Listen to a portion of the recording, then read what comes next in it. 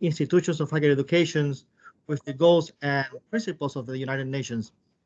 So it is truly an honor and a privilege to be able to speak to you on behalf of the United Nations Academic Impact. And we are fostering the 23 Agenda for Sustainable Development, and we have seen so many wonderful developments in terms of the initiatives and activities that are being conducted around the world precisely to do advocacy in favor of sustainable development, but also in favor of the fundamental goals and principles of the UN Academic Impact, and also of the UN organization as a whole, based on those that are enshrined in the UN Charter.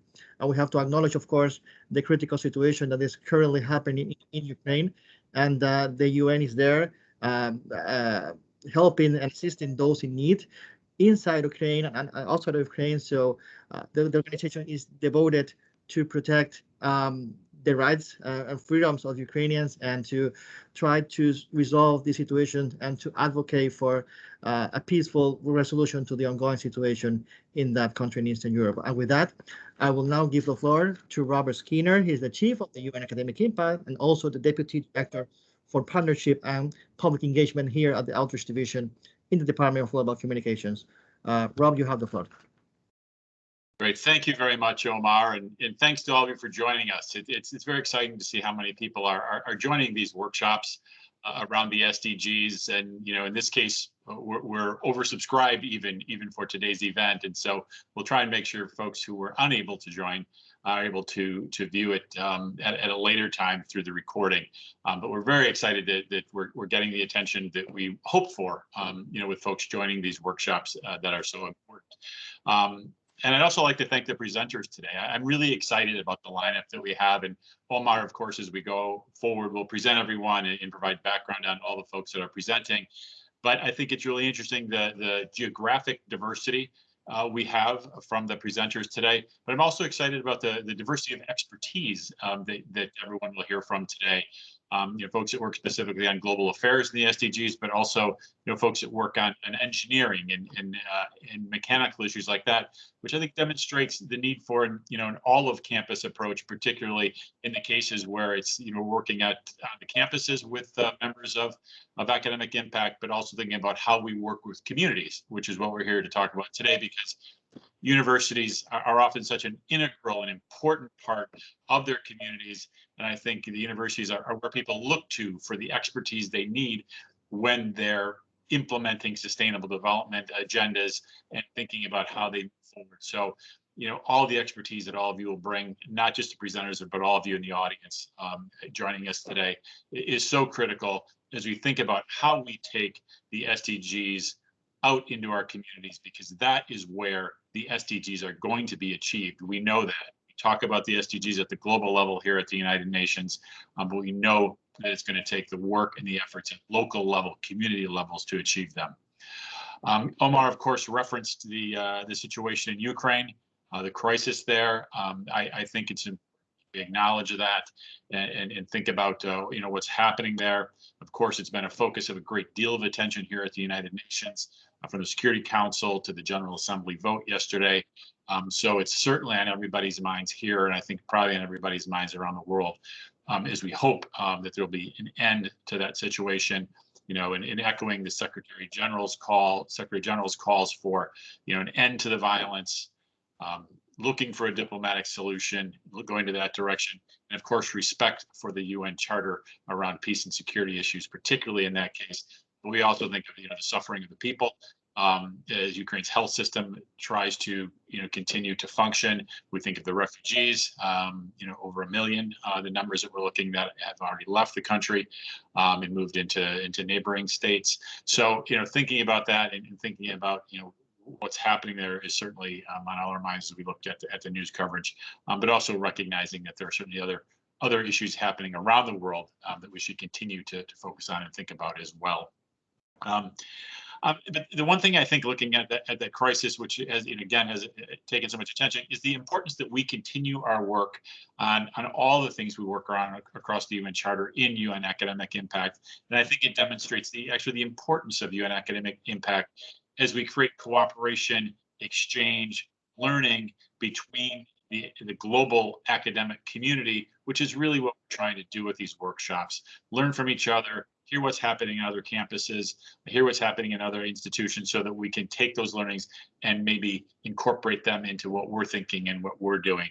So I think continuing to work on the issues that UN Academic Impact is about, of course, the peace and security issues, human rights issues, and the sustainable development issues through the SDGs.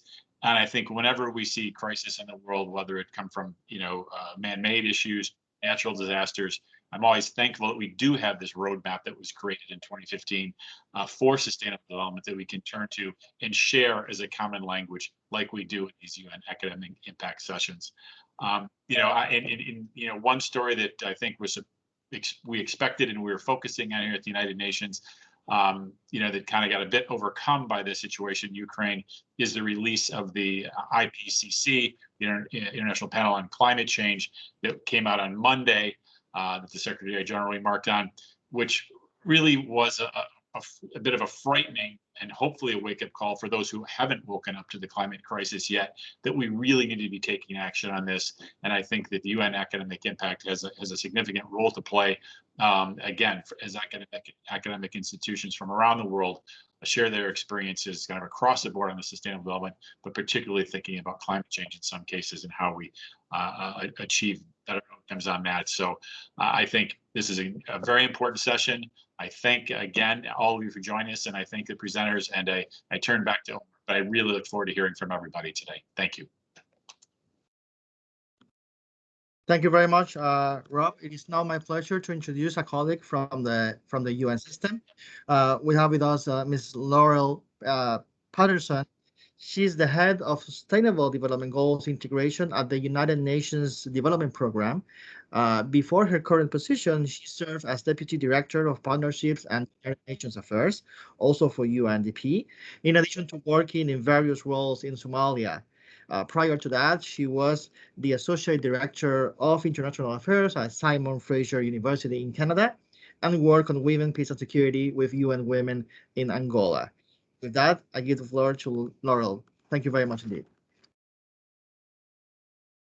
Thank you so much. What a privilege and an honor to be here with you all. So thank you so much, Omar, for having me, and thank you to Robert for those opening words. I'm also amazed and excited about the number of people who are joining this space.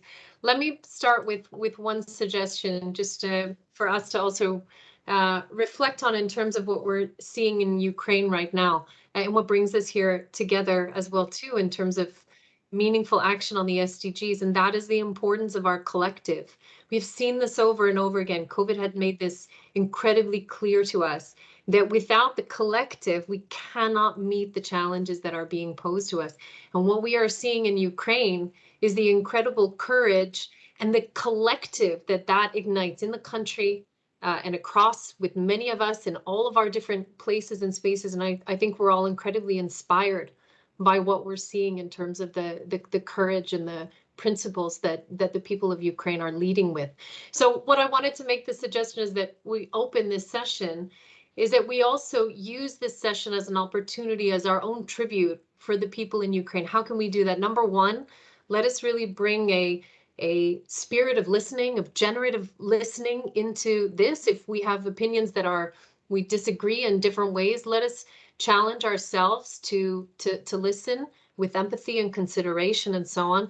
And let us really think about how we build in our own individual ways, based on the insights and so on that we hear, the realities of our own work, those collective efforts to go forward. But what we are really seeing from the perspective of where I'm working on the SDGs and UNDP, this notion of the collective, the quality of our attention, the collaborations that we're building deliberately and intentionally, this is what we need. This is what really, I think, stands at the heart of the 2030 agenda and what it's going to take to move forward in the decade of action. I want to show you a couple of slides, but what I'm going to do is move through it a little bit quickly, because we have fantastic speakers that I'm also really excited to listen to. And I'm going to share this with you as a link, so you'll be able to come back to this in your own time. This is these presentations you can click through yourself in different ways. So what I want to do first is just tell you a little bit about why on earth there is an SDG integration portfolio at UNDP. This is a portfolio that was developed in the context of UNDS reform in 2018, and it was based on a fundamental recognition that the challenges we're facing require integrated solutions. And what we've done on our team then, and you can imagine, of course, the amplification of the needs which we saw in COVID, is sought to seek to bring together and leverage these kinds of foundational drivers for those integrated actions, systems approaches that we need to take. It's one thing to say systems approaches, but what does that actually mean and look like when you're doing it? And this has been quite a journey for us, frankly. We landed on a portfolio for UNDP, which has these 4 interlocking elements. The first is around integrated policy and programming. The second is around using data and analytics to drive sharper decision making. Financing is not going to surprise anyone here. And then certainly the innovation and learning that we need to connect knowledge flows, and a lot of what we're also doing here today too with this group. So this is what forms the foundation of the portfolio at UNDP, and I want to tell you a little bit about what my team is particularly focused on, and give you a sense of ways that we could collaborate, benefit from each other's knowledge in the future. So one of our big initiatives going forward is to help countries focus on acceleration pathways. And we feel that the only way that we can do that is by harnessing the potential of analytics, using a very structured approach to sense making and dialogue to build these collaborations and coalitions, but also sense into the real opportunities for change that are emerging in different contexts. That is very localized, and that is absolutely multi-stakeholder in its orientation. And then the sustainable finance that's needed to bring that ambition to life. What we have seen, and just being self-critical in the work of the UN systems, we tend to approach a lot of things in different pieces, either different SDGs. I'm an SDG 1, you're SDG 10, or across these different areas. I focus on the data, I focus on innovation and sense making, I focus on financing. So we're working with the pilot countries you can see below, but the approach and everything that we do is that we are creating tools that are openly accessible to anybody. And so the little video that you're seeing running here is what this model will look like from about the middle of the year, so that anybody and all of you, and I'm sure you can improve it, so we'll open up some spaces for feedback as we go, are able to start working through, how do I understand potential pathways? How do I work in a group to identify what some of these key opportunities can be? How do I model it, use data differently? And there's a number of different techniques to do that. How do I finance it? So that's a big piece of what we are excited about and spending a lot of time trying to build in a very transparent and open space. And that transparent and open space is our Data Futures platform. This is a really exciting initiative, which again, I hope you all have an opportunity to come on here, take a look, give us some feedback, get involved. But this is a space where what we're trying to do is bring together the best that we could of different data sources, using different forms of analysis to create new insights that help us drive progress. The impetus of this was COVID, but this is evolving as we go, and I'll tell you a little bit about the different ways that it is. All of the data is open source. You can take and use anything that you need from this space, and we're continually building collaborations to bring new data and new insights to the table and these driving challenges that we're seeing in recovering from COVID. Why does this matter, or what's particularly important here that I wanted to flag to you is that we need to collectively get out of our sense of single point solutions or silver bullets or one particular expert view. We know it doesn't work. Why? Because context change, challenges, fit together and then disconnect from each other based on different realities of the context. So what we want to do in this space is present options, potential pathways, policy elements that could be considered, and then support groups to think through this, hash it out, come back with a better idea, whatever it happens to be. So we have a very futures orientation in the way that we're presenting the work. And it's really about options and considerations that we believe provide a strong evidence base, that allow us and our partners to make the best decisions we can with limited resources and frankly, often with limited information.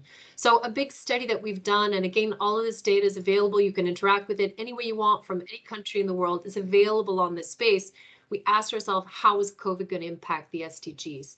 And I won't go through all of the details, but what we did a little bit differently here is we played out a worst case scenario, which won't surprise you. That was a bad case scenario. And frankly, we've moved closer towards that worst case scenario than we have towards the SDG push.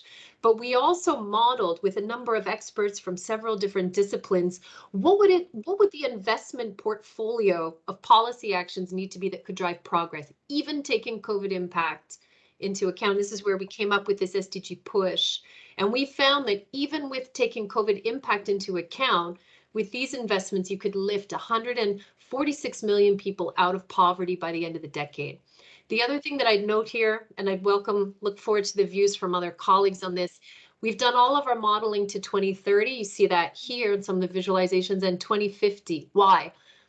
Because change takes time. And what we find is that the power of the investments that we're proposing here, you see the impact to 2030 for sure, but you see an acceleration of positive benefits between 2030 and 2050. So I do think we need to keep that time frame in mind. We need to hold our collective attention a little bit longer on some of these big challenge areas. And we can't expect, even though, studies show that people don't have more than 2 or 3 seconds to wait for a web page to load, but that isn't the case with these kinds of challenges, as you all know well. So I do think keeping that longer term view in mind and holding our collective attention is very important. We've created, again, I won't spend too much time here, but the idea of the work we're doing on data and evidence to help inform decision making is that we focus on the topics that are most important with real-time data and analysis that can help countries now. So what we're doing on vaccine equity is a partnership with World Health Organization and University of Oxford. And again, UNDP is not a health lead, right? So the value proposition that we're bringing to this space is to say, with all of the health data that we might have on the pandemic itself, combine it with the data that we have on socioeconomic implications, what does that mean in terms of countries' prospects for recovery? And that's different, but it won't surprise you. And you can go through some of the insights that we have. The greatest impacts are on the poorest countries, irrespective of whether or not they saw very high levels of COVID cases or not. And so the point in some of this work is to start to get behind and underneath and around these big trends and headlines and ask ourselves, how do we meet this principle of leaving no one behind and reaching the furthest behind first? So you can mess around a little bit here with the data and the insights. It's led us to a big focus for us this year on what we call hyperlocal analytics.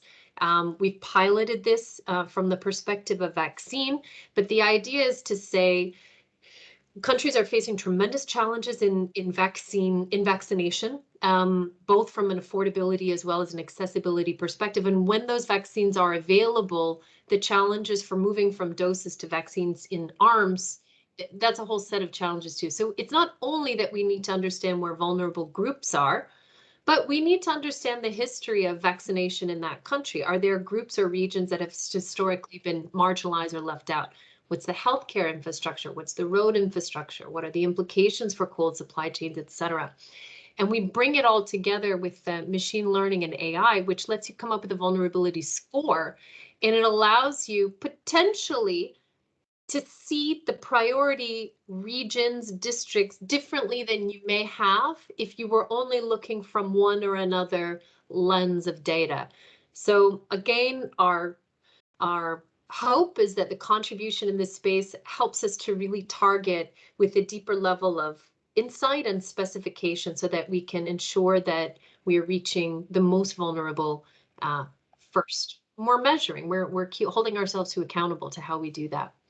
I won't spend too much time here, and there's probably many of you in the room more advanced than we are, but we are then making a set of investments that are more geospatial in their orientation, because for us and for you, I'm sure, it's just not good enough to know where we want to go, and we agree on so many things. The principles are there, but how, where, why, when, and so on. And this is where this deeper level of detail and specification is so important. So that's going to be a big part of how, as UNDP, we want to make our contribution, is understanding, leaving no one behind, in a very granular way. Knowledge and learning is also, I mean, vital. And sometimes when we say knowledge management, people are like, oh, knowledge management, that doesn't really sound like something important for me. But how we connect, how we learn in real time, in contexts that are changing, on issues that we may not have seen before, this is key to being effective. And this is key to building the collective. So we've spent a lot of time in our portfolio focusing on knowledge collaboration and learning platforms exchanges, and that has been very exciting. And so we have a platform, Spark Blue, which you are all invited to, and you'll see we're really trying here to bring the best that we can across the UN system with a number of other partners you'll see there to lead a set of global dialogues. Sometimes they're thematic, sometimes they're region or country specific, but this platform allows us to really connect with a broad set of practitioners. There's a lot of functionalities to automatically translate in languages, move from different formats, focus groups to webinars to consultations that are text driven, etc., to really help us unearth and drive with precision again, right? The options and the experiences that are going to help us make progress on the 2030 agenda. This is another place I would really welcome you to, not only to participate, but to tell us what needs to be here, what's important to you. And this is about trying to bring our practitioners together around integrated policy. And what we found is that we've had a lot of interest from colleagues whose sector-based expertise sits at different intersections, policy and maybe it's climate and justice, or maybe it's water and governance and so on. And so looking for the ways that we can learn from each other, that we can learn from data, that we can access different tools and so on, country experiences and case studies to drive progress and really not lose sight of the complexity, but find a way of addressing it in the way that we approach our work in countries towards the SDGs. I'm going to leave this as well here. It's just to say that there's lots of people so far that are engaging, a lot of countries that we're supporting, and we always think that we should be doing more. So, but that's where we are on some of our engagement through these spaces. And so what would I say for a group like this, for a group like us, and how we take forward our collective commitments towards the 2030 agenda? We really want to lead with as much focus and specification as we can for countries. We want to support the best that we can of analytics, innovation, and financing.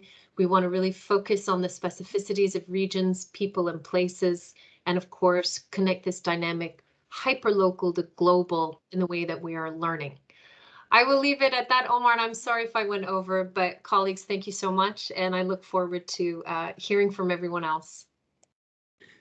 Thank you so much, Laurel. Indeed, a very informative and provocative presentation on behalf of UNDP, and also explanation about the interlinkages within the different SDGs and how we have to think from a perhaps broader analytic perspective, the importance of partnership, the connection with, of course, the ongoing COVID-19 pandemic. And I appreciate your remarks at the very beginning about Ukraine. And I think this is a collection of best practices. And this, since I am looking at the chat box, this has provoked many ideas and thoughts in our audience. I'm glad to say that we have over 300 people at this moment joining us live from different parts of the world. Laurel and the rest of the speakers will be able to put links to reports and webpage through the chat box. And we will have at the very end of this activity some minutes for Q&A and for comments and questions from the audience. Thank you very much indeed once again, Laurel. And with that, I will now give the floor to Professor Patricia Faga Iglesias Lemos. She is the head of environmental affairs at the University of Sao Paulo in Brazil, where she's also an associate professor at the School of Law. And she is the chief executive officer at the State of Sao Paulo Environmental Company. Formerly, she was the environmental secretary of the state of Sao Paulo, and she's a lawyer with wide expertise in civil law, particularly related to environmental legislation, environmental damage, and civil responsibility. Muito obrigado, Professor Patricia. You have the floor. Okay, thank you, Omar, for the presentation. It's very good to be with you in different parts of the world at this time. And I have to say also that we need to pray for Ukraine and to recognize the importance of these collective actions in favor of this country. But I'm going to tell a little bit about the University of Sao Paulo. That's a very big university in South America. We have more than 90,000 students and different projects on the implementation of SDGs. So I'm going to show a presentation. Just a moment. Okay. Okay, and the idea is to see how we can engage the community, and we have some projects, but what I can say first is that the university can play an important role on producing relevant knowledge for the implementation of the SDGs and for the assessments of progress on their implementation. So the university can also contribute in partnerships with government offices responsible for the implementation of the SDGs. The idea now is to show a little bit what we are doing in the state of Sao Paulo, not only in the University of Sao Paulo, but also in the environmental company of the state.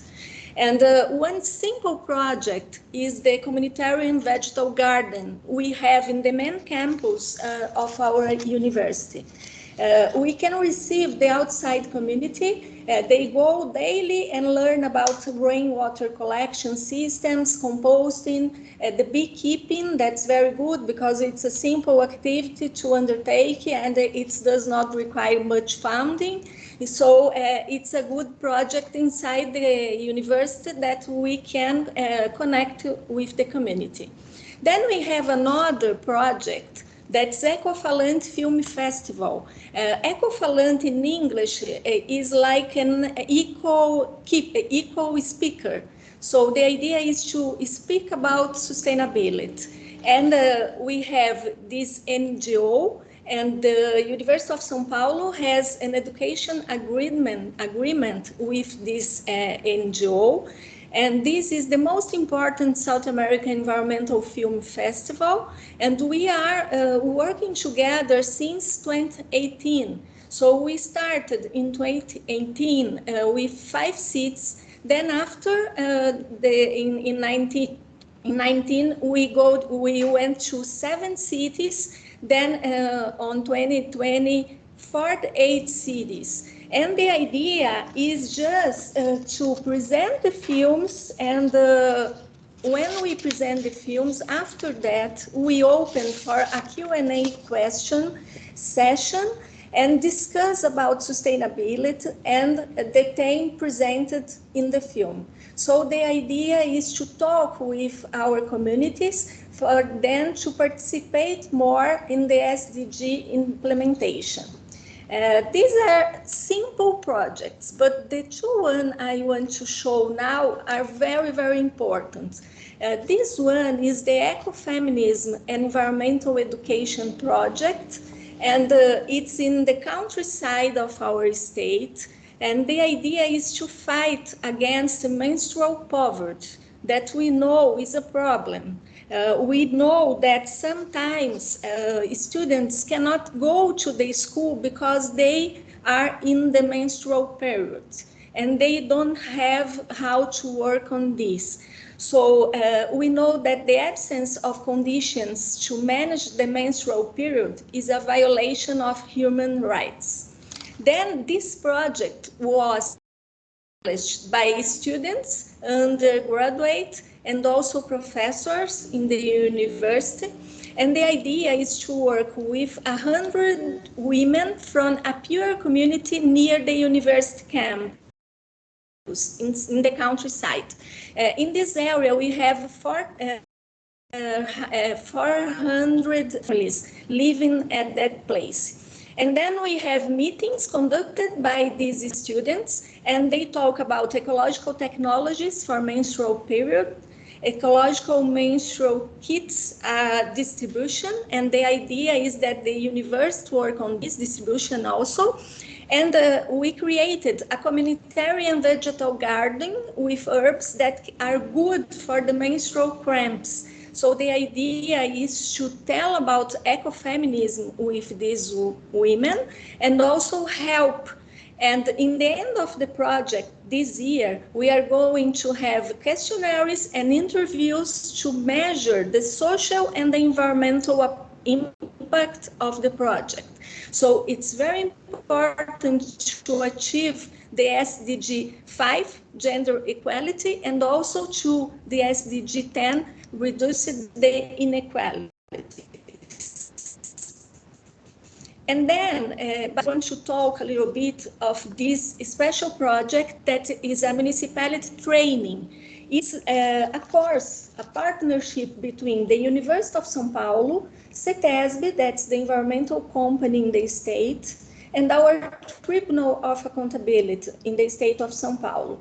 And the idea was to elaborate a distance learning training on waste management for the municipalities.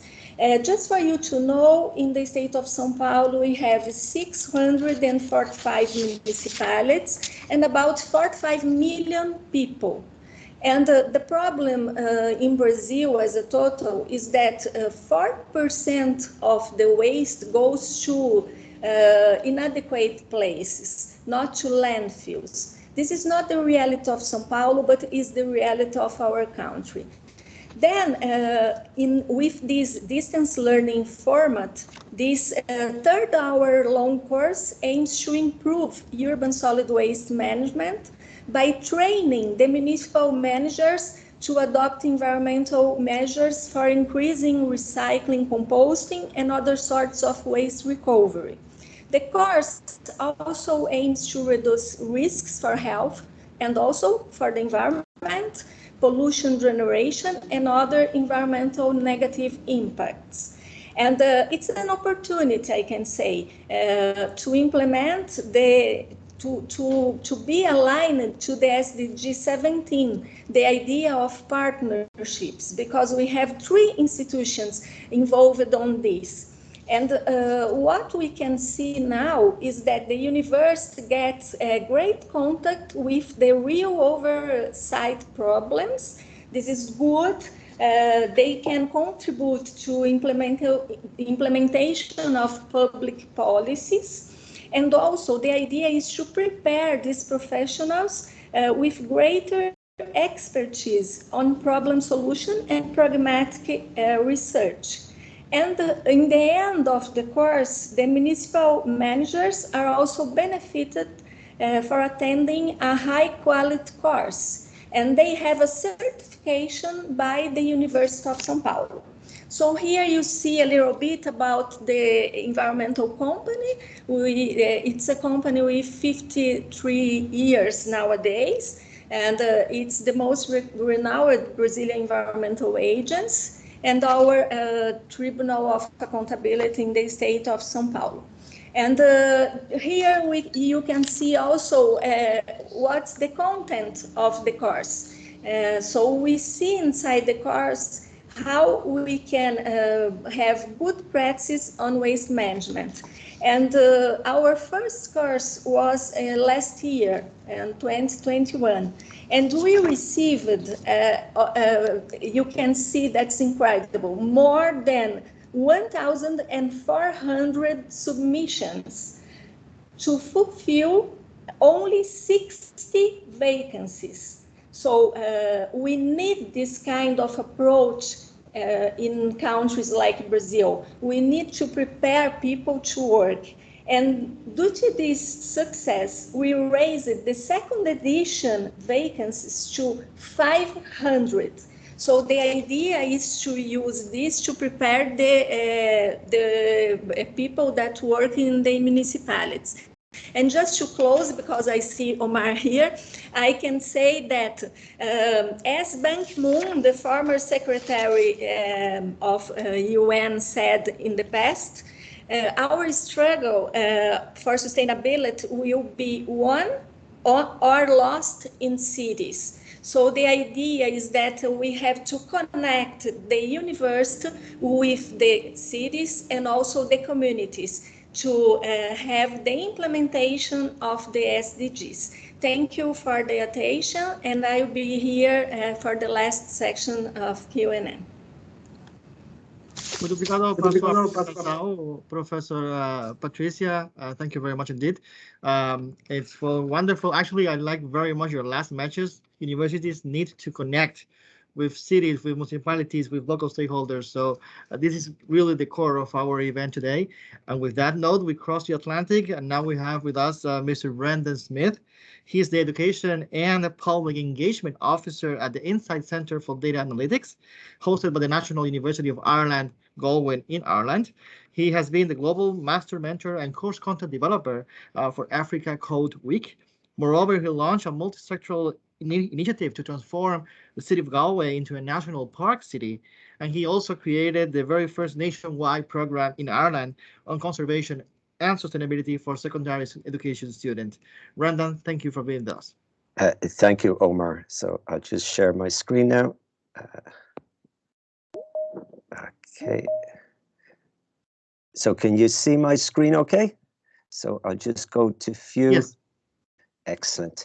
And I just want to give due recognition to what was just said earlier by Patricia. There's no doubt that we are living on an urbanized planet, and the battle to save the planet is going to be not fought and won within the rainforest, but in our cities. So this is the battleground that we all have to actually face up to. So we have signed up as a university into the Sustainable Development Goals. And what we have done is we've implemented a sustainable model based on 3 principles: learning, living and leading. Learning in terms of the teaching and research that's undertaken, living in terms of what we do ourselves as an institute, energy reductions, movement towards renewable energies, and the nature element. It's turning what used to be manicured green deserts into green oases for wildlife, looking at personal and communal health programs, looking at our built environment, moving away from a car-centric campus into a campus that's pedestrian-friendly, cycle-friendly, public transport infrastructure, and governance in terms of the structure of the institution itself. And also, most importantly, community engagement. No third-level institute exists in isolation. We are not separate from the community around us. We're part of the community around us. So it is critical that we reach out and be part of that. It's a two-way process. I used to be known as an outreach officer. Now I'm a public engagement officer. It's 2 ways. So in terms of embedding sustainability, it's not just within the campus of learning, living and leading, but it's also out to the outer communities. As a campus, we're a community in our own right, but we have to reach out to all the other communities and learn from them in that 2-way process. So for many years, since 1998, we've had the largest festival of science in Ireland. We run for 2 weeks in November, and we have used the campus as a hub. And the 2-week ends with a major festival, the largest one-day festival in Ireland on STEM, science, technology, engineering, and maths, where the communities, the young digital maker clubs, the NGOs, the community groups, and the schools all are exhibiting and showing us the work that they're doing. And the young people take ownership of the campus for today, and they're right beside the exhibits from the professors, the exhibits from the big world-leading corporations that are based here, giving them a sense of empowerment and giving them a sense of ownership and telling them that it is their campus and that they can change the world just as much as the scientists and technologists that are part of us. And we have for many, many years had an open door policy. We don't just do the formal education courses, we do the informal education courses. We're almost a 24/7 campus. So on my left, you can see all the young groups coming to the campus, learning and implementing the research elements that are taking place in our campus, learning from people that are just a few years older themselves itself. And on the right, you see a typical Saturday morning in many of our rooms in the campus where people of all ages are coming to learn and upskill themselves. So this is a particular coding class where we have parents and grandparents learning with the children how to code. We don't let the parents and the grandparents come along and watch. They have to take part as well in the process of upskilling and coding. We are within Ireland, we've developed the concept of the University of Sanctuary, again an open door policy, a welcoming to all sectors of society, particularly refugees and asylum seekers within the Galway region. So this is critical to our nature. We have an inclusivity and we reach out to everybody. And we have come up within Galway, learning from the model of London. London was the first national park city. As I say, the battle for to fight climate change and biodiversity loss is going to be lost and won in the cities. They're the major usage of energy. They're the highest consumption in terms of resources and so forth. So we have to bring the jungle back into our lives, so to speak. So what we did in 2019, we called all the stakeholders together. Right across all sectors of local society, the engineers, the scientists within campus and outer campus, the NGOs, the schools, the primary schools, the secondary schools, the doctors, the dentists, the small businesses, the corporations, pulled them all together and said, if we're going to make change within the city, we have to make change together. So what it is, it's a national park city. So unlike the great national parks of the world that are the great wilderness, the great areas away from city environments, this is within a city environment. We're part of nature, not separated from nature. So in 2000, October, we formally launched this designation in Ireland, starting with Galway, with our patron President of Ireland, Michael D. Higgins, a former staff member of the university and the greatest advocate within Ireland for sustainable development goals. He is our patron. And we have now about 120 champions, with many more to come, representing everybody. Everybody is involved in this process of change in terms of sustainability. Nobody is left out. So you have the shopkeepers, you have the environmentalists, you have the mentors of the outdoor classroom, you have the engineers, you have the marine scientists, you have the preteens, you have the teenagers. Everybody is sitting around a round table. We can all learn from each other. And if we're going to change the world, we have to do it together in unity as strength. So each of these, behind that picture on our website, is a story about who these people are. They aren't there just to fill up a space at a table. They're all there because they have done something as artists or engineers, as youth advocates, as scientists and so forth.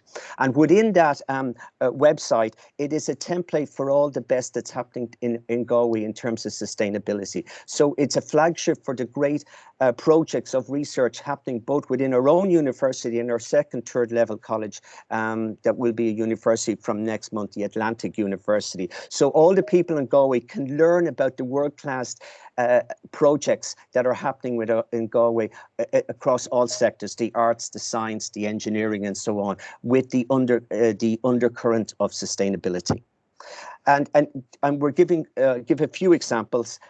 One of the recent projects that's just been launched next week is a biodiversity project, the first of its kind along one of the rivers of Galway, where our scientists within the university, working with so many different sectors, came up with the first biodiversity survey. There's an artistic approach there. There's a technology approach there in terms of the actual elements of integration of the sensors, doing the readings of what's in the river, the water quality of it, the pollution levels and so on. And this would be part of the first visitor centre in any public park within Galway City. And it's thanks to all the partners together, driven by the university, that this has actually happened itself. We're doing a lot of projects on smart, because our cities of the future have not just to be green and blue being the waterways, they also have to be smart. Smart technology should underpin everything. So what we have set up at at the university is a dashboard where right across Galway society, at workplaces, at schools, at health centres, we have set up sensors to monitor the air, first with CO2 and then moving on to other elements within the atmosphere. Externally, we're putting in a sensor this very day, the first external sensor where we're looking at CO emissions, carbon monoxides, we're looking at particulates, we're looking at sulfur oxides, and the central point is right at the university. That will be the dashboard system, and it will be citizen science because we're getting all sectors of local society together. At the top picture, we're looking at the mapping of the footpaths of Galway city and county, our towns and the villages. So there's a huge amount of photographs out there of our cities, but they've all been taken, or most of them, from a perspective of a car. So we're looking at how our cities can be more accessible for all. What are the problems with the footpaths? What are the obstacles? What are the heights of the curbs? What about the connectivity from one side of the road to the other? They're all being mapped out, and we're doing that with the schools of Galway as much as the community groups of Galway, working with our professional researchers, our scientists and our technologists. And we're also using land mapping to map the habitats of Galway historically over time. And the great underpinning of so much of this is our young people. There's huge energy within any third level institute, not just at the research level and the teaching level, but the young people. If we could tap into those young people and send them out to work at the communities at all levels, and that's what's happening in Galway. So at the top left, we have some of our young people working with community groups in small towns around Galway, as I say, mapping the footpaths. In our centre one, we have young people working with community gardens, setting up a network of community organic gardens across the city. On my right, we have people coming in, young people on Saturday mornings and in the evening times, teaching all people, upskilling them in terms of technology, coding and so forth. We have people, the picture on the bottom right is of our young people showing the right to repair, taking technologies and reusing them. And the central picture is of a computer lab that has been set up in one of our main direct provision centres in Galway. And we set up the first one in 2005, and we regularly update it. So we don't just bring people in to do education within our own and upskill themselves within the campus itself, the four walls. We also reach out. So in Galway, we have all boats rise with the same time. We have a skill set within the university campus that we bring out to the community. They give us the skills that we need in terms of community awareness, in terms of giving us the opportunities to put our research into action. And to me, the National Park City concept is about making our cities greener, bluer, healthier, wilder, more sustainable. There's two at the moment in the world. The first was London in 2019. The second was Adelaide just last December. But there's a whole plethora of other cities. So we should look on nature, not as something outside the cities, but as integral to it. And it's from nature that we learn in terms of what is right in the world. It's the trees that can be our role model. It's biomimicry that is the future for science at so many levels. For too long, humankind has isolated itself from the rest of nature. That's why we have the problems of climate change and biodiversity loss. So we have to learn from, as pupils, learn from the great master, which is nature. That has been the great scientists and the technologists and the engineers, and we have to reconnect with nature itself. And that is happening in Galway, and the university within Galway is helping drive that forward, not in isolation, but all of us working together towards a common goal. So thank you. Thank you very much indeed. Very inspiring, Brendan, and I really like your concept of nature is actually the one that is teaching us and should teach us how to proceed, how to make a more sustainable world. And I also appreciate the fact that you highlighted the potential, the enormous creativity that lies in youth and students at the universities and elsewhere, and the concept of open doors. The university is not a closed center of knowledge and expertise. It should be open to the world. So thank you very much indeed for that. And with that, we jump a little bit to the United Kingdom, and we have with us our next speaker of the day. It is my pleasure to introduce you, Mrs. C.J. Foster. She's the RISE Academy lead and academic tutor within the RISE team at Manchester Metropolitan University in the United Kingdom. She delivers programs on sustainability, community building, and peer-to-peer learning. She has extensive experience teaching in both Australia and the UK. Formerly, she has worked with the Initiatives of Change, an international NGO in peace building, leadership training, and facilitation. pioneering children as actors transforming society, and as a consultant for Learn to Lead on educational development. CJ, you have the floor. Thank you very much. Oh, thank you so much, Omar. It's a real honor and privilege to be here with you all today. And I'd just like to add my prayers for colleagues and friends in the Ukraine as well as we're gathering here today. So I'm also just going to share my screen with you all. So it just loads up.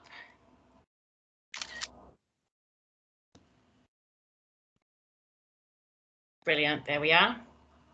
Very good, yeah. Perfect.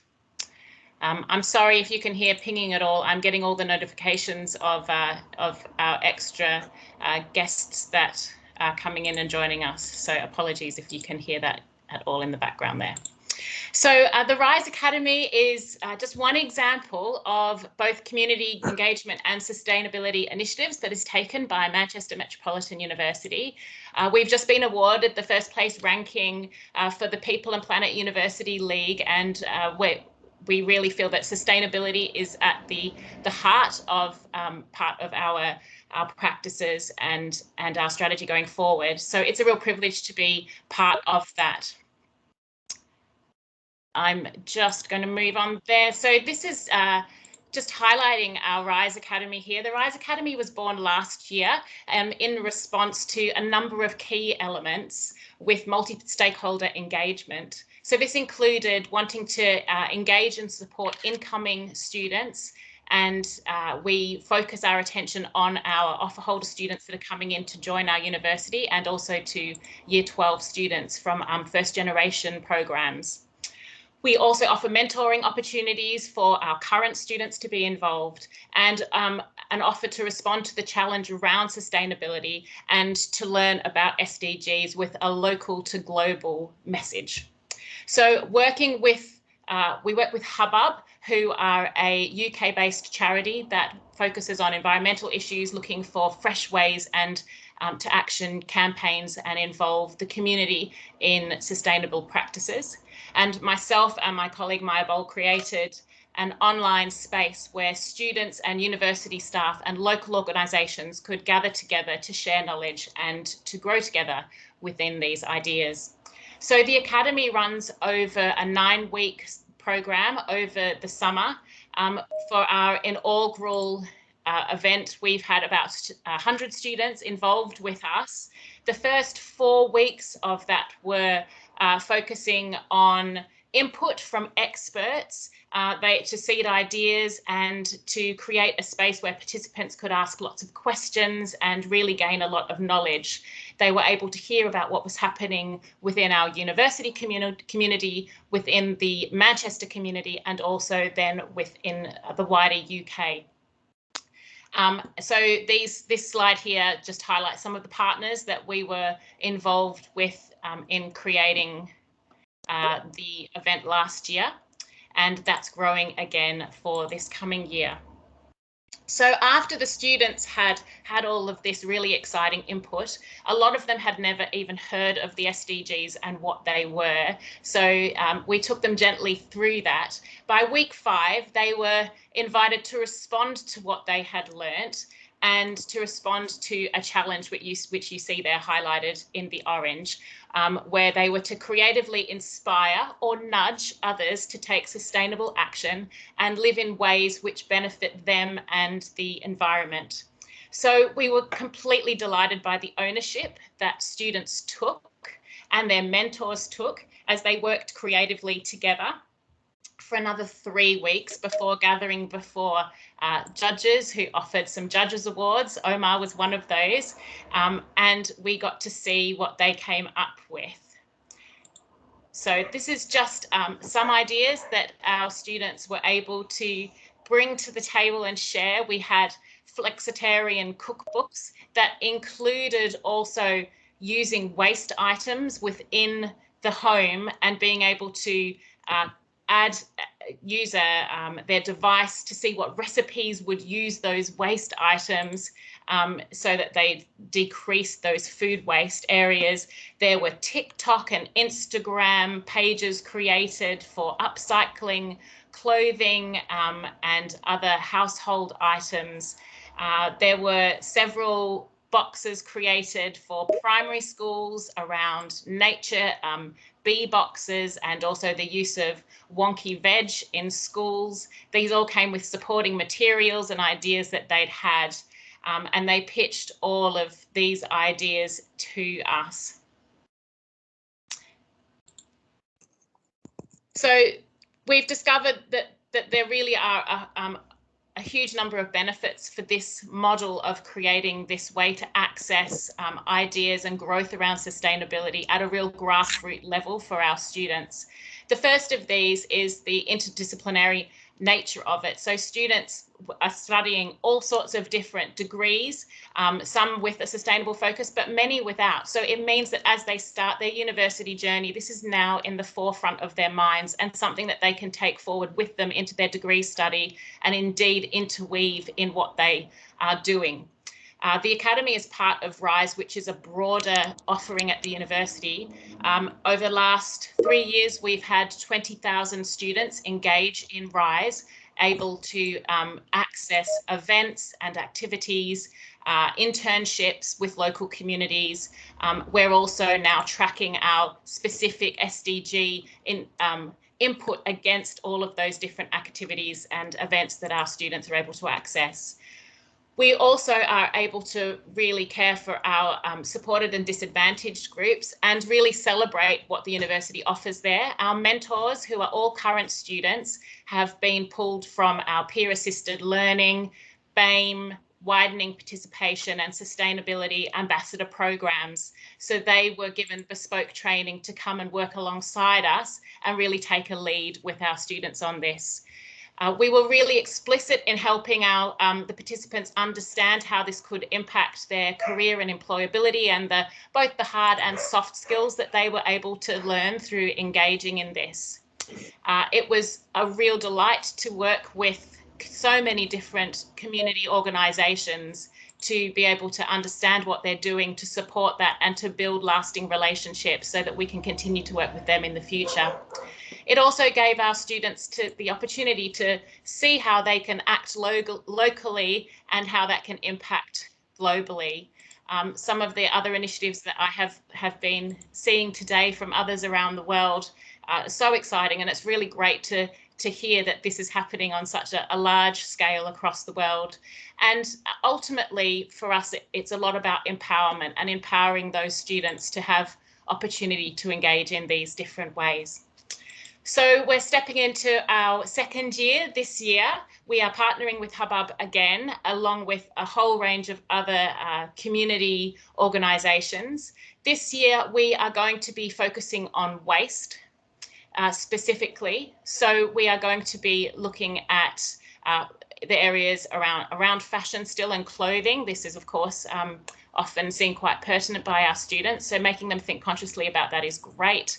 Food, plastics, and also e-waste. So we are building our challenges at the moment, getting ready to launch this for this coming summer, and focusing on these SDGs to build their understanding and knowledge going forward as they further their university degree. And we also invite all of our graduates to come back and mentor. So we have a cyclical program where students are able to then help others grow and learn. So this is just one, I guess, case study that we're offering at the university. There's multiple other things happening, and we'd be very glad to share those with you. But thank you very much for your attention. Thank you very much, CJ. And I actually was very fortunate to be part of this initiative of yours last year. I'm looking forward for this year's edition for sure. I could see firsthand this connection with civil society organizations at the grassroots level, at the local level, and the innovation that is being enshrined in students and all these ideas that they have. So it's wonderful to hear about this project once again. So thank you for that. And we started in New York, then moved to Latin America America, then moved to Europe, and now we're going to Africa. We have now with us Professor Pamela Oshien. She's the director of the UNESCO Unit Win Chair, Director of Quality Assurance at Mount Kenya University in Kenya, UNAI member institution that also serves as our SDG hub for Goal 10, Reduce Inequalities. She has written several publications in various areas, including education and sustainable development, and she has taught in several universities and is an active member of the Africa Network for International Education. Professor Pamela, you have the floor. Thank you very much. Thank you very much, Omar. Thank you, everyone. I want to also identify with our brothers in Ukraine, and we are hoping that the situation will get better very soon. Thank you very much for this opportunity. Allow me to share my screen.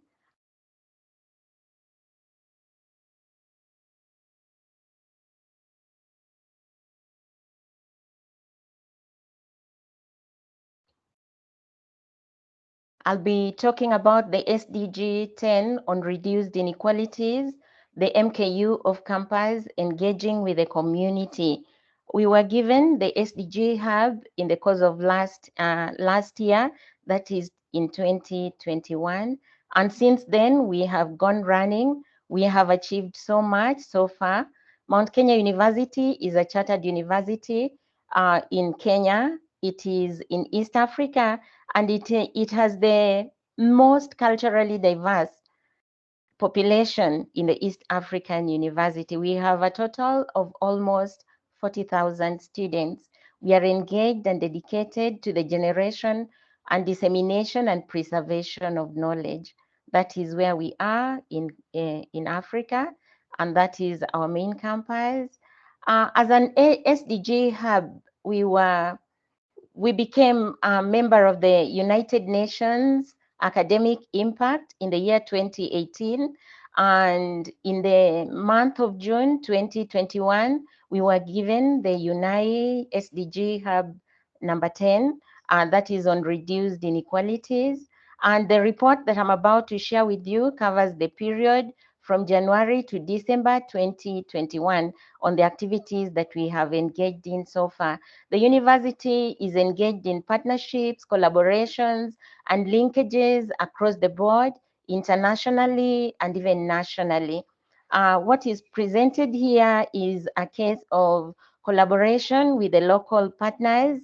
The CARE, it's a non-governmental organization that deals with the welfare of both students and the community. The university was engaged with them and they were able to carry out a campaign in 18 villages, 12 schools. The main activity in this case was an anti-Giga campaign, and 3,542 people who had been affected by Gigas were trained, and the families of the infected people were also given techniques on how to prevent and control. This particular exercise impacted on 2,500 residents of Kilifi town. The university has also engaged in providing lighting systems to slum regions, particularly the Kiandutu lighting project, where we were able to, with the local government, to enhance the slum street security. And the lights were donated, and it has been a blessing to this particular area. Another activity we've been engaged in is with regard to the schools, the basic education. We were engaged with the non-governmental organizations that are based in Nairobi, and we impacted on 65 primary schools, some of which were special schools, by providing water, a basic commodity. And this was done in lesson with other universities that we were collaborating with from the USA through a joint engagement grant. We have also been able to create awareness with regard to disability.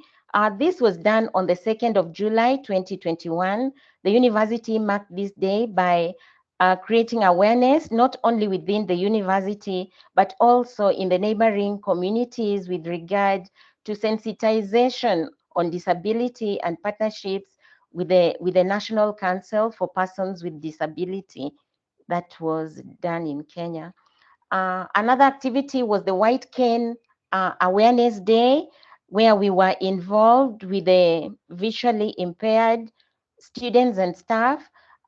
This was done in collaboration with the Kilimanjaro Blind Trust Africa, and a donation of 10 Orbit readers and 20 machines was made. This has so far impacted positively on the lives of those that received these machines, because they are able to carry out their studies and they're able to cope up. The university so far has been engaged in the provision of the COVID-19 interventions since the inception of COVID-19. The university has been providing sanitizers and masks to schools, to police stations, and to hospitals across the board. We have also initiated a program, Beyond the Limit. It's a TV program televised by TV47. It's a local television station in Kenya every Saturday from 7:30 p.m.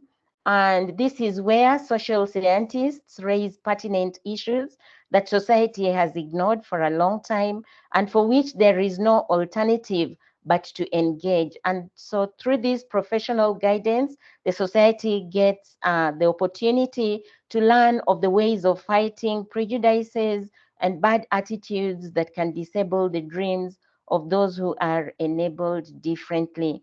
There's a project that we had launched in the year 2018.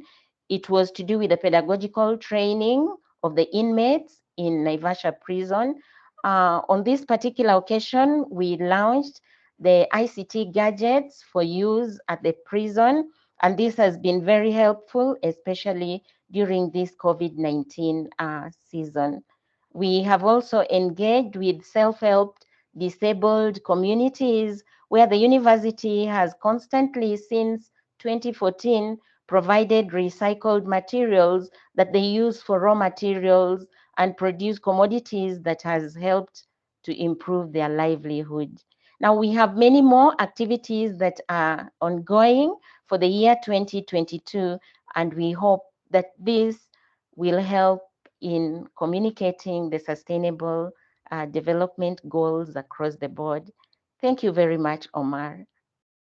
Well, thank you very much indeed, Pamela, for your presentation. We're actually very proud of the work that Mount Kenya University has done over the past year. And so regarding the Sustainable Development Goals in general, but particularly related to Goal 10, and we appreciate the fact that this is precisely what we want universities to do and to showcase what they're doing in terms of how relate with schools, even prisons, local governments. So it's really about engaging with a wide range of stakeholders to advance the goals from different perspectives and covering different fields and using the expertise and the connections the university has for that purpose. So congratulations for the work of the university. And now I would like to give the floor to Mr. Sam Shanika. He is a lecturer in the School of Engineering and the Built Environment at the University of Namibia, in Namibia, with research interest in engineering and information technology. And he co-authored a research study on solar energy in his home country, publishing advances in material science and engineering, and as an expert in renewable energies and in academia industry partnerships, particularly in Southern Africa. Sam, you have the floor. Thank you. Let me just share my slide. Can you see my slide? Yes, all good. Yes. Thank you, Omar, and I recognize also the sentiment raised by the previous speakers regarding the situation of Ukraine. My name is Sam Shanika. As we said, I'm representing the School of Engineering and the Built Environment. It's a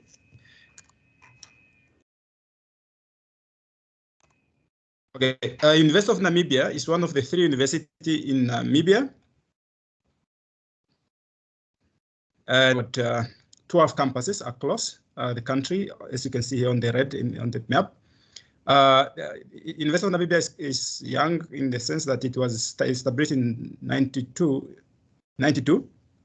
And the Faculty of Engineering, or the School of Engineering that I'm representing, was just established in 2009. So we have got a wide population of plus minus over 30,000 enrolled students this year. Moving on, the University of Namibia has got missions and visions. And of the vision, we are talking about being an international hub of excellency in higher education, training, research, and innovation by 2030. And the mission is also to achieve the national and international development goal, of which SDGs is part of these international goals. Now, coming to the School of Engineering itself and the built environment which I'm representing, we are focusing on engineering, and therefore our mission is to become international beacon of excellence in education, training, research, innovation in engineering and allied professions for sustainable development. And part of our vision is also to reach out and ensure impactful community services. Now, as an academic, we have on our contract, our workload is divided in two portions: 6% teaching, 30% research, 10% community engagement. So this is now on individual basis, and our research priority programs are as enlightened here. This is for the university-wide range. So we have got now of this, we have got now the community engagement activities that we are carrying out here at the faculty or at the school. Of those engagement initiatives, we have got compulsory industrial tours that we have to all our students, first year to fourth years. We have got also compulsory attachments, 3 attachments for students to be sent to industry. We have got also programs that ensures staff, particularly junior staff members, to be seconded to industry. And this was a funded program of ensuring quality engineering education. And we have other initiatives like industrial day functions, where we invite industry to come to campus and exhibit their services. And we have also industrial expert lectures invited to present their projects, to present their services and or possibilities of also collaborations. We have got, as a school, we have also signed agreements with various industries, and we participate also in other functions like career fairs within the towns or outside towns, expos and conferences. Now, moving on, our major highlighted or selected activities that we as a university are engaging in covers aspects of water and food security. For this, to outline, we have got one of our campus, Hunter's Bay campus, alongside the coast. We have got a project that deals with desalination, and we have also incorporated in desert agriculture. And here in the north where we are, we have got also a project that is with water, trying to do sediment and weed removal from the canal, which stretches over 160 kilometers.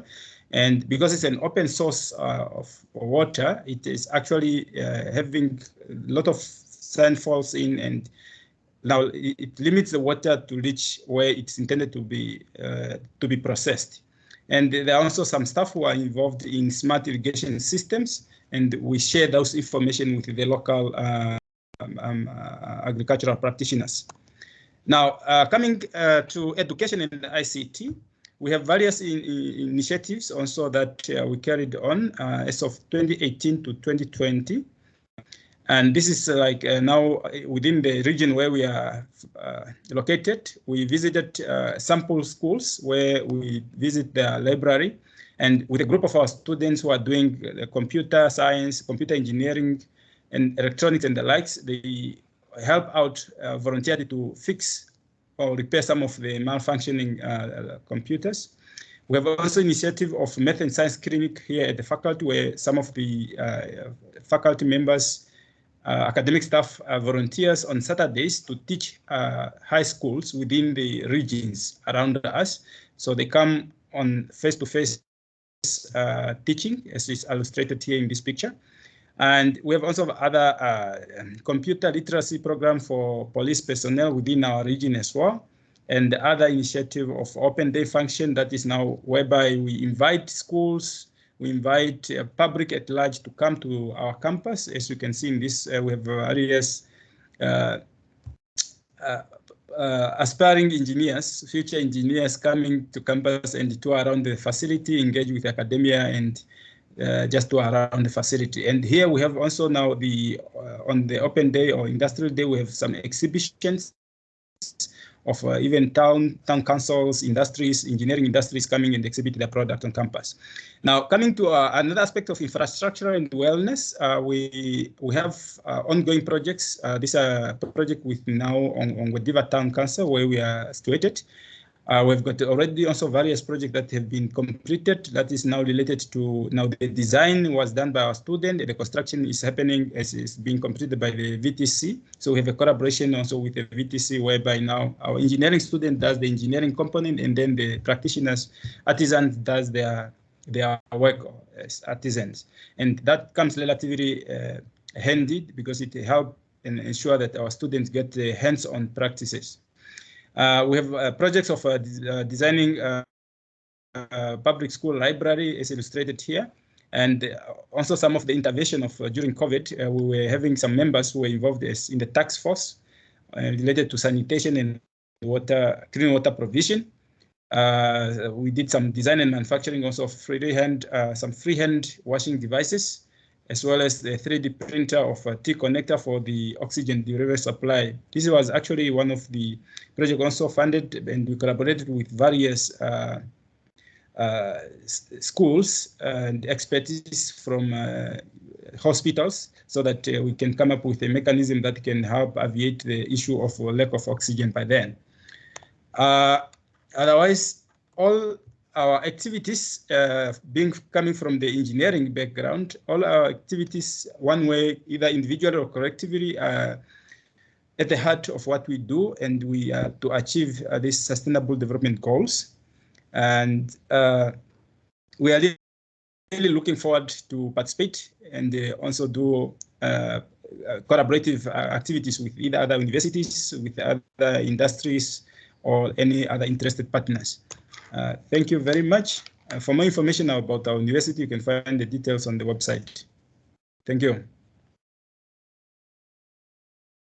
And certainly a very wide range of activities and I would say ideas for other universities in different parts of the world, how to connect with so many stakeholders to address many different needs and to meet the needs of these different stakeholders. So this is wonderful to hear. And last but not least, we have with us right next to Namibia in South Africa, we have Dr. Brian Chickson.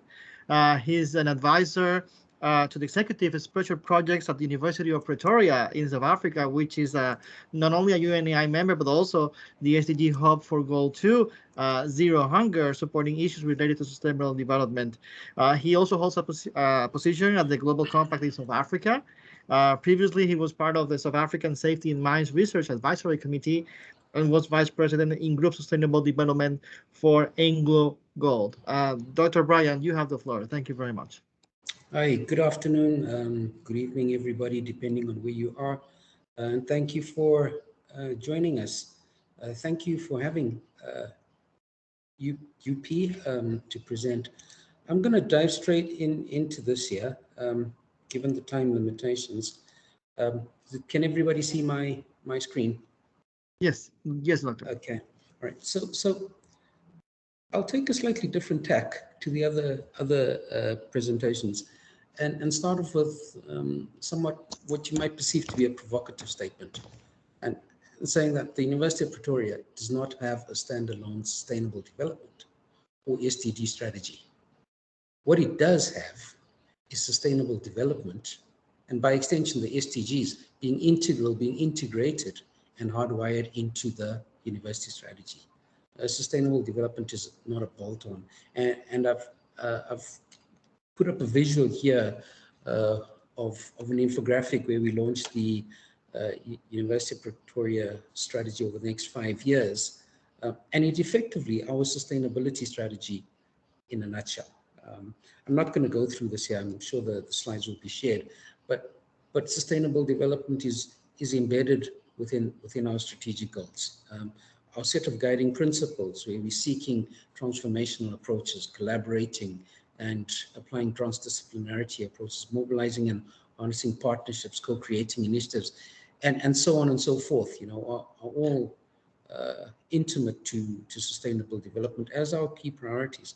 And what we're seeking to do within the universities is our capable leadership set the tone, they shape the institutional culture, they create the conditions for success with capable technology-enabled, responsive and financially sustainable institution. And we expand access to our university, and we support our students. And expanding access is, to a large extent, also dealing with the historic legacies of apartheid and marginalization in South Africa. And anyway, our students come into this organization, which we're transforming, embedding transdisciplinarity, we're transforming our curriculum, we're developing innovative modes of research, education, and engagement, and effectively building capability of people, staff, students, and then the institution as a whole to navigate complexity, okay? And that gets reflected in our desired outcomes. And importantly, and specifically, in our desired outcomes, our institutional strategy is entirely congruent with the 5 pillars of sustainable development. That is people, prosperity, peace, planet, and partnerships. And this is intentional. And it's particularly important in that it begins to define who we are and how we will contribute to making the world a better place for all, locally, in our country, in our continent, and in our world. Now then that sets the tone for how we've reflected on and internalized the Sustainable Development Goals. And given their broad scope and aspirational nature. Doctor, so sorry to interrupt you, but yeah. I think if you are translating the slides, we are only seeing just the number 1. Okay, all right, so I'm going to have to shift this here to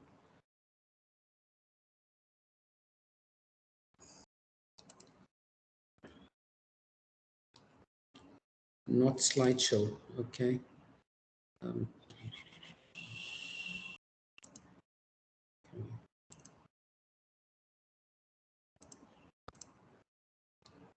Okay, can you see that? It's we look at reflecting on internalizing sustainable development goals. Yes. And given their broad scope and aspirational nature, they can be organized in many different ways, and we've seen some of that in the sessions today. But to make them real and meaningful to ourselves and to the work that we do, we've arranged them to tell a story that's relevant to our particular context. And architecture begins to clarify what the SDGs mean to us and what they mean for us. And largely linked to our history and our background, we start off we see the SDGs largely as being central to the human condition, okay, and being focused on the human condition. So we start off with the SDGs that look at on being human, those basic requirements for our humanity: no poverty, zero hunger, and inequality in all its forms. Having addressed our base humanity, we focus on the SDGs that enable us to fulfill and reach our human potential. Fulfilling this human potential enables us to enhance and improve our human existence. But we need to be mindful of our planetary boundaries and embrace coexisting with all forms of life. And the SDGs fit into all of those themes, and partnerships wrap everything together and make them truly happen. So looking at our approach to partnering for and engaging for mutual benefit is that with the strategic context, with the way we've internalized the Sustainable Development Goals, we then take a wide-angle view of the SDGs off campus and interpret communities as a heterogeneous group that broadly encompasses a wide range of stakeholders. Our engagement philosophy is underpinned by recognizing, respecting, and valuing all stakeholders with their embedded talents and capabilities, and embracing a two-way relationship for mutual benefit. So that is working with, not doing to, or working for, and it's certainly not philanthropy. The engagement that we have, that flows from our strategy, because it's institutional, is manifold. It goes through the teaching and learning function, the research function, and our professional and support functions across a diverse range of stakeholder groups, and with a broad geographic and influence footprint. I can't really do justice to all of the work that we do in this context, in this webinar, but I'm just giving a very small snapshot of examples to really demonstrate the logic and the spectrum of our engagement and partnering across different stakeholder groups and at different levels of complexity. So you'll see that we're engaged with academia, like a civil society, government, and industry, and at local, national, continental, and global levels. And for this year, I've selected more the local, national suites of engagement, but even this year is fairly limited. So just to give you some detail on what they are. Our starting point is embedding community engagement into the curriculum. And we do that through our joint community-based projects initiatives. And here we actually have a twofold focus on nurturing citizenship and making a difference through the projects. So by 2019, more than 29,000 undergraduate students, that's about 65% of our undergraduate students, were involved in curricular engagement projects. This is across 272 modules and more than 1,000 sites. Beyond the curriculum, more than 7,500 students from different student societies, about 126 student organizations were involved in voluntary projects. So this is really starting to give expression to the citizen and the leader of the future. Okay. In another area, we have, as part of our faculty, or the Faculty of Health Sciences, the University of Pretoria Community Orientated Primary Healthcare Research Unit. And what it does is it explores and innovates practices and processes for ICT-enabled community-orientated primary care, and enables site-specific re-engineering of primary healthcare, and using primary healthcare as one of the base foundations of creating a healthy society. It's multi-partner. It's a multi-partner and a multi-layer health platform where research, learning, service, and engagement mobilizes skills and expertise across all sectors. And the outreach mechanisms, and they have this ward-based outreach teams. They played a significant role and a key role in district activities responding to the COVID-19 pandemic. Okay? Our UP Institute for Sustainable Malaria Control is another example. It drives an integrated and transdisciplinary approach to malaria control. Community initiatives range from innovative malaria education for younger children, involving not just health sciences, but also the humanities and the arts, to design these programs, as well as training local healthcare workers to empower community members. And by 2019, over 80 local healthcare workers were trained to empower over 1,300 community members. And because of its success, efforts are underway to scale it to other high-risk regions. Our SDG hub, which is located in the University of Pretoria, hosts also the SDG Policy Support Initiative. Now together, these two projects focus on using technology, i.e. the hub, which is it's a platform that collates information, and human networks, which is the initiative, to enable SDG evidence-informed policy making. So the hub aggregates the best and most relevant research on sustainable development goals from South African and selected non-South African universities, and focuses on using machine learning to make research more accessible to policymakers. And listening to Lauren's presentation, I saw lots of connections around what we're doing and what the integrated approach is doing. The initiative acts as a coordinating mechanism which brings together experts from academia, together with the Presidency of South Africa, and it's been mandated by the Presidency of South Africa to support evidence-informed policy making. And lastly, we've recently been asked or invited to host the Sustainable Development Solutions Network South Africa, which is under the auspices of the United Nations and mobilizes efforts by academia and NPOs to accelerate achievements of the SDGs, and we launched this yesterday. And I've just given you a real taste and a snapshot of some of the things that we do and what we're involved in. It's really, really very limited, and I'd invite you to go and visit our website, look specifically at our 2019 Sustainable Development Report, which goes into a lot more meaningful detail. And last year, in November, we released our first SDG progress report on our contribution to achieving the SDGs, and community engagement is an integral part of that. Thank you. Thank you very much, Dr. Brian, and for your presentation, your remarks, and your snapshot about the different things that we're doing, that the university is doing, not only as the hub for Goal 2, but also regarding the whole 2030 Agenda for Sustainable Development and your relationship with a wide range of stakeholders at the community level. So thank you very much for that. Unfortunately, due to time constraints, we have to wrap up our activity today. If you have any questions or comments, please feel free to send those to our email, academic.impact@un.org. If not today, tomorrow we will be sending the link to the YouTube video recording of this workshop. And with that, we'll now give the floor to Rob.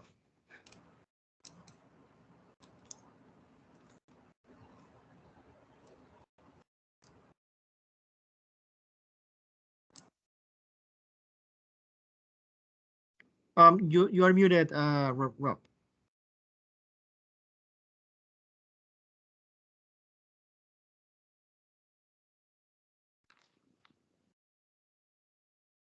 Okay, I hope everyone can hear me now.